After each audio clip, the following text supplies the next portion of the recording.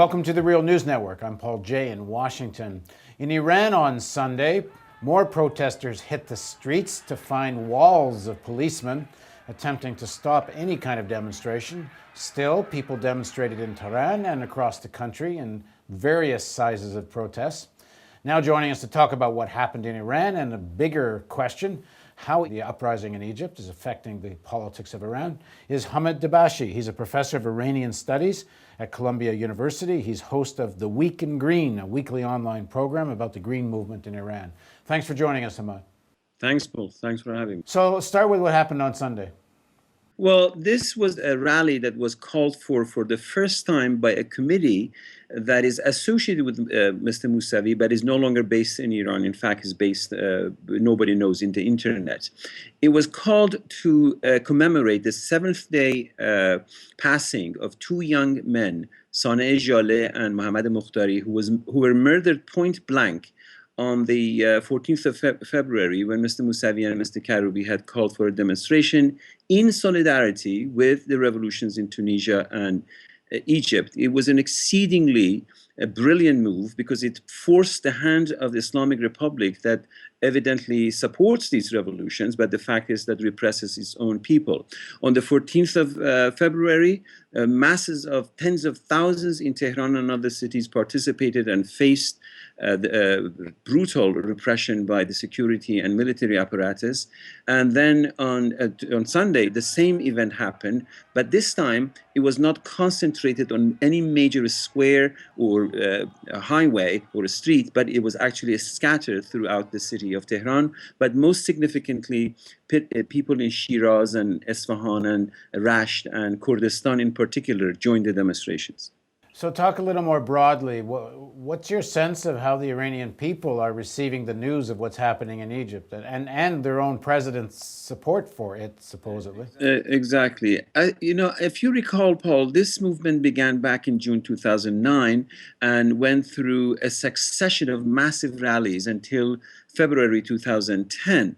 And then it was eventually brutally suppressed domestically, and because the strength of Islamic Republic is in the region because of the hypocrisy of United States and Israel in dealing with the Palestinian question, and also in Iraq and in Afghanistan, all of these geopolitics of the region has strengthened up until this month, the position of the Islamic Republic, and gave it a carte blanche to repress this domestic movement. But in the aftermath of the revolutions in Tunisia and Egypt, a new blood was given to this green movement in Iran. And young Iranian people were looking and asking themselves, how come we started this and it succeeded so magnificently in Tunisia and Egypt? What about us? So beginning with 14th of February, we have a synergy that is generated in the region. It's like a block party, and Iranian kids want to be part of it. What's happening in terms of the economic situation in Iran? Is the crisis there deepening on the economic side? Because certainly that is what greatly spurred the Egyptian and Tunisian situation. As you know, 85% of the Iranian economy is oil-based. And so far in the second administration of Ahmadinejad, he has had to cut on governmental subsidies so deeply that, in fact, you have to go back to pre-Islamic Revolution, back in the 1970s, for such a deep cut. Not since the oil hawk of 1973, the Arab oil embargo of 1973, when Iran was the recipient of massive millions of petrodollars. And as a result, governmental subsidies went up. Did we have such deep cuts in the subsidies? And the only distinguished Iranian economist, Fariborz Raisdana, who came out and said that this is plunging Islamic Republic into neoliberal economics and forcing its hand in the bogus anti-imperialist gesture that it makes, was immediately jailed and silenced. But the fact of the matter is that Ahmadinejad's government cannot afford these governmental subsidies and has had to turn to neoliberal economics. Now, his support for the Egyptian struggle was kind of interesting in the sense that a lot of the accusations against the Green Movement was that in terms of Twitter and Facebook, they were using Western technology maybe connected with some groups in Europe or the United States that helped advise them on this. And there's lots of evidence that's exactly what was going on in Egypt as well. Although I saw Nasrallah came out, the head of Hezbollah, and said, no one should accuse the Egyptians of being anything but a genuine revolutionary upsurge in spite of this. So it must be another kind of weird contradiction for Ahmadinejad to have to deal with. Listen, Paul, it is a magnificent revolutionary uprising that exposes the hypocrisy of all of these figures, Nasrallah, Ahmadinejad, and the rest of them that have been operating on a politics of despair and abusing the ideals and aspirations of the causes that they falsely represent. As you know, in the Egyptian case, in fact, the role of Wael Ghonaim, the executive who worked for Google, was in fact far more central in mobilizing demonstrations in Tahrir Square and in bringing masses of millions of people into Tahrir Square and causing the Egyptian revolution. And in fact, when Wael Ghonaim addressed the Tahrir Squares, there were masses of thousands of Egyptians responding to him precisely because of his role. This is a global phenomenon. When the Green Movement happened in Iran 2 years ago, I was on an Empire program with Marwan Bishara in Al Jazeera, and I told them, if I were in a position of authority anywhere from Morocco to Syria, I will watch what is happening in Iran very closely because it's coming their way. It's a young generation, and the demographic composition of Iran, Paul, is identical with the demographic composition of the rest of the Arab and Muslim world. 80% under the age of 40, 70% under the age of 35, and none of the versions of new liberal economics. Tunisia was the ideal, the poster of new liberal economics so far as European Union was concerned. And Mubarak's Egypt was doing precisely what US government wanted to do in terms of liberalization and so forth. So the other thing that this exposes is the false notion that new liberal economics and democracy go hand in hand, because lo and behold, in two new liberal economics, both in Tunisia and Egypt, is in fact the desperate suicide of a young Tunisian that set this revolution on fire. So demography and economy remain at the heart of what we're witnessing today. In Egypt, one of the things that made the upsurge there successful, I mean, they're still under military dictatorship, but it's yet to see how successful, but certainly it's a great victory to bring down Mubarak and his closest gang anyway. But still, for that to have happened, there were cracks in the regime. Mubarak simply couldn't order, it seems, the army to fire on people. And we don't know where that would have led if he did. But in Iran, it seems different. It seems the armed forces, the regime, has less cracks in it. Is that true? And are there any signs that such cracks are developing? There are different cracks. First of all, in the Egyptian case, you're absolutely correct that the revolution is far from over. And in the upper echelons of the army, there are many Mubaraks still there.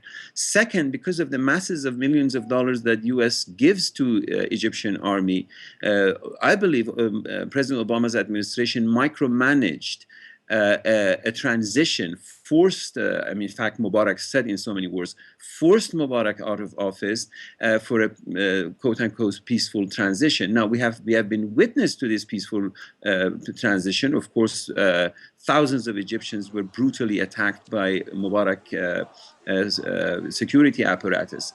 But nevertheless, the same success makes us worry about the upper echelon of the army that remains entrenched in U.S. military aid, and as a result, the cause of democracy is far from over, and we may yet again see Tahrir Square back where it was.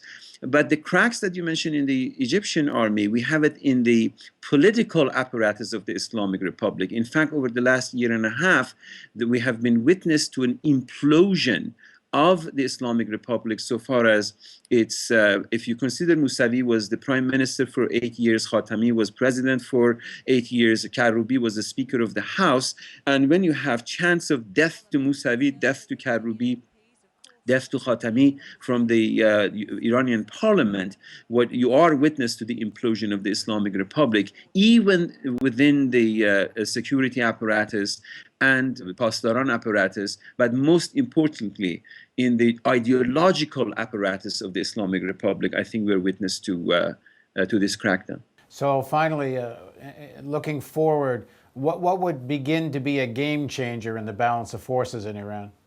I think the game changer happened back 14th of February, that for the first time, the Green Movement began to initiate its own calendar, as it were, and not wait for specific dates, such as the Student Day or the Jerusalem Day or anniversary of the Revolution, because then the security apparatus was ready to crack down. Beginning with last week, the Green Movement has become more creative, more radical, more in tune with what is happening in the region, and as a result, there is a synergy with the region. Things that are happening in Bahrain or in Yemen, they have catalytic effect on the Iranian development. And they have entered a new strategy. Because if you compare Egypt with Iran, there is no presence of Al Jazeera to have these cameras on Tahrir Square and 24/7 reported. And as a result, we have the new strategy, we witnessed the new strategy of smaller scale demonstrations in various streets and